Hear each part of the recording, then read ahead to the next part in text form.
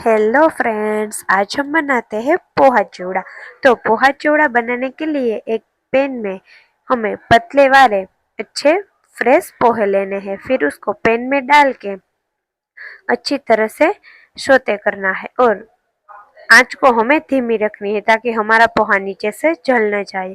फिर धीमी आंच पे उसको अच्छी तरह से चलाते रहिए और पकाते रहिए। फिर पक जाने के बाद उसे ठंडा कर लीजिए।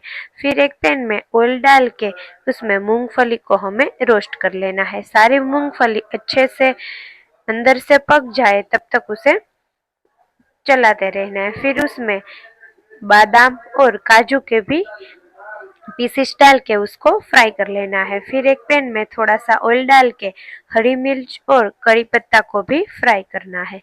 फिर उसमें ऊपर से मखाना और थोड़े से किशमिश डाल के ऊपर से हल्दी पाउडर, लाल मिर्च पाउडर, धनिया जीरा पाउडर और स्वाद मुजब नमक डाल के और ऊपर से शुगर पाउडर भी डाल सकते हो, जो आपको पसंद हो तो डाल दीजिए। सबको डाल के अच्छी तरह से सबको मिला लीजिए और चाय के साथ एंजॉय करें। रेडी है हमारा पोहा चिवड़ा। मेरी ये वीडियो आप सभी को पसंद आए हो तो मेरी चैनल को लाइक शेयर एंड सब्सक्राइब करना। Thank you for watching.